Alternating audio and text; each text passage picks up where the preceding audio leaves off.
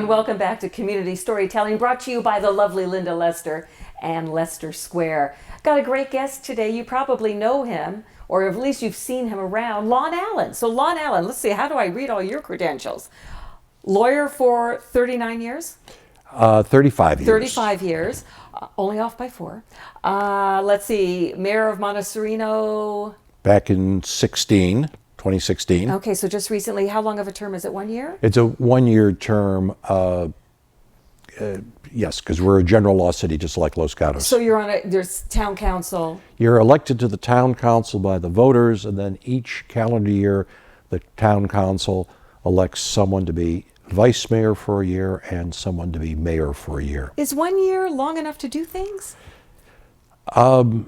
The honest answer is probably not, but I think the general law cities, Saratoga, Los Gatos, Monte Sereno, learned that if they wanted the council to be functional, not dysfunctional, to take the politics out. So frankly, each year we rotate it so everybody has a chance to be vice mayor and mayor, and it makes the group a lot more congenial where no one has to have their elbows out trying to get votes to be elected. So,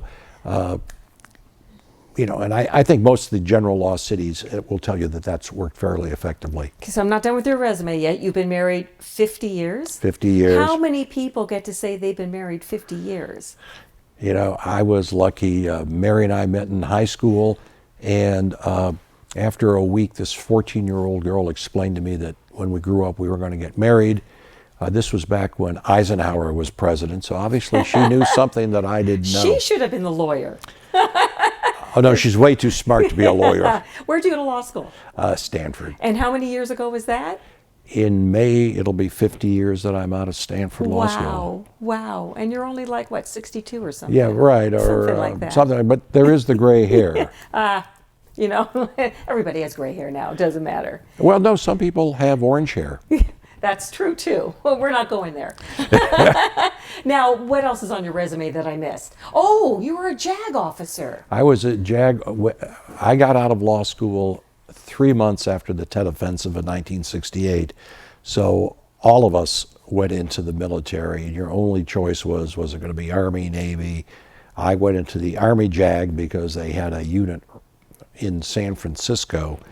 And so as a reserve officer, I spent 7 years spending weekends at the Presidio, and my neighbor said that those weekends they slept very soundly knowing that I was at the frontier of freedom. But I should tell you, being, Army lawyers, which, were not real officers, they didn't give us guns or anything because, we might hurt ourselves or hurt others. So we used to say that if the bad guys attacked during our reserve weekends, we'd take our wine glasses from the officers club and go down to Fort Point and throw them. And you might not think this with is or without the wine? Oh no, we drink the wine first, so we'd have the courage to do it. But it was an effective deterrent because I was in the JAG from January of 68 through December of 74. There were no attacks on San Francisco from foreign powers during that 7-year period. So, I think our service was beneficial to the country. Anything else I missed on your resume? Served on about 15 nonprofit boards. That I love. Including a related entity, KTEH. I was on the KTEH board for 17 years. I did many a televised pledge night there. Do they still ask for money? Yes, but we've been acquired by KQED, and so it's no longer San Jose Public Television. We're all one family, though. We're all one family. You're at KCAT, big family, distant relatives. Well, public TV is... love it. Yeah, it is great. I mean, this opportunity I would have never had, so I love KCAT TV. Well, I started in high school doing public TV and public radio, and so it's been in my blood for a long time. You have a face for TV. You do. I had a friend who said he had a face for radio. So I've always said that about me. And I did for a long time. So tell me about Monte Sereno. How many residents do you have? We have 3,500 residents. More importantly, it's 1,200 homes. We are only 1,000 acres of land. Yeah. That's all it is. But people we don't have a lot of turnover. You know, I mean, Mary and I have lived next month 39 years in Monte Sereno.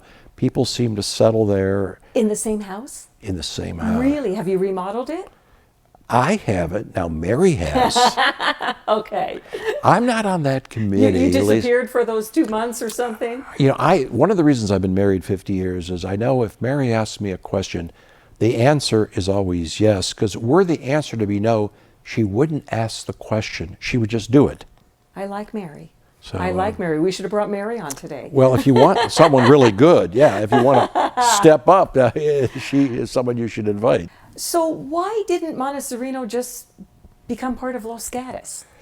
In the 1950s, Dutch Hammond, the city manager of San Jose, was reaching out the tentacles to incorporate unincorporated counties. So there was always a neighborhood called Monte Sereno and a neighborhood of Saratoga, but they were both unincorporated county. So in 1956, as a defensive measure, Saratoga incorporated, and in 1957, Monte Sereno incorporated, because neither one wanted to be a part of the city of San Jose. And once you do that, you're untouchable. That's right. Then you're a general law city, just like Los Gatos or Campbell or Cupertino.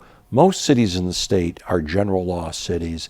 Palo Alto is a general law city. A few are charter cities. San Jose is one, San Francisco is one, but the majority of cities in California are general law cities. Now, this is probably a silly question, and probably anybody in Monte Sereno is saying, what is she asking this for? But are there any businesses in Monte Sereno? No, it's 100% residential. We don't have a gas station. We don't have a 7-Eleven. There are only 3 properties that aren't residential. There's the Days Avenue School, there's the Baptist Church, and there's the City Hall. Other than those 3 properties, everything else in the city of Monte Sereno is zoned residential. And I love your City Hall. I love driving by your City Hall. Well, it's really community government when you go. It's really not much bigger than the studio, and we, as a small community, we run the meeting so that everybody who wants to speak can speak. We never close it off and say, you know, we have to turn off the lights now. And I spent 7 years in Monte Sereno government. In fact, I would encourage people, you know, it's hard to have much impact today in Washington, D.C., or even in Sacramento. But if you live in Los Gatos or Monte Sereno or any of the West Valley cities, all you have to do is volunteer your time, and you could really have some real impact on where you live. So I was going to ask you, as mayor and as a resident for 39 years, is there something you wish people in Monte Sereno would know or would ask? It's hard to get the word out. I think that a lot of people in Los Gatos were unpleasantly surprised when they realized just the extent of the North 40. I think a lot of people in Monte Sereno were surprised when they realized the extent of the high-density housing that the developer wants to put there. Do you have room in Monte Sereno? Well, it's high-density housing is going on just 4 acres of land. That's 4 acres. How many units will be on 4 acres? 36 Wow. units. I think if, frankly, obviously I was opposed to this, so this is not a secret. I think if the citizens at large knew about that in the early stages, they would have said, no, it's out of keeping with the, if you will, to use a technological term, the look and feel of Monte Sereno. But it's hard when, you know, we have just the once-a-week newspaper. What's it called? The Los Gatos Weekly News. Yeah. Oh, so that's for Monte Sereno It too. covers my. Of course. Look, Judy Peterson is great. We love Judy. Judy, she comes to our council meetings like she does yours, but it comes out once a week. So it's not like the Mercury News. It comes out 7 days a week. You know, so it's very hard to get the word out to residents of, you know, what's going on and to get involvement. I mean, most council meetings, whether it's Los Gatos or Monte Sereno, they're not standing room only.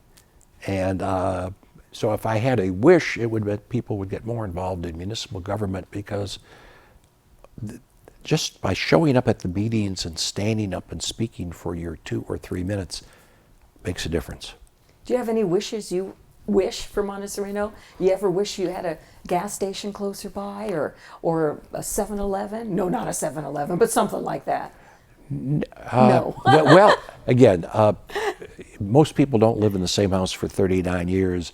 If we weren't happy with Monte Sereno, we wouldn't have lived in this town for 39 years. Yes, yes. Are these units that they're building, are they going to be affordable? Well, I didn't think so. No, this is not. It's going to be high density housing. It's not going to be low income housing. I didn't think so. I didn't think so. You spent a lot of time in Los Gatos, I bet.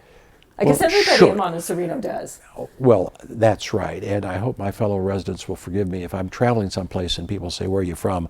I say Los Gatos, because even in California, if you say Monte Sereno, you know. Yes. Where is that? Where is that? So, I mean, socially, culturally, we live in Los Gatos, and it's.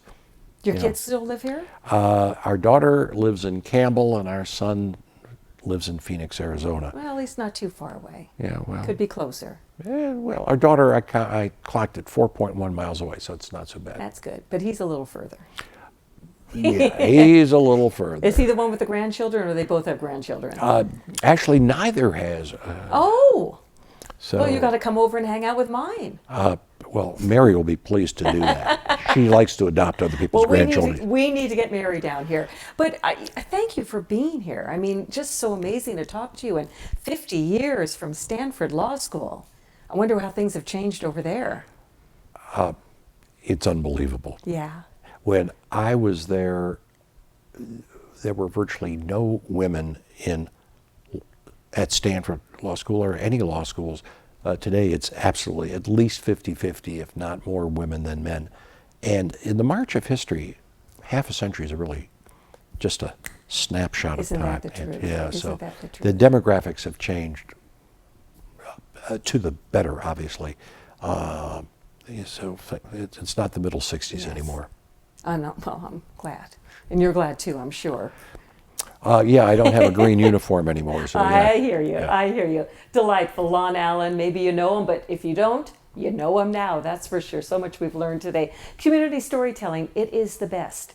And if you have a story that you want the community to hear about, something that you've done that is just remarkable, or you know someone has, you got to let us know at kcat.org. I think it takes a total of 4 minutes to go on the website and nominate yourself or someone else.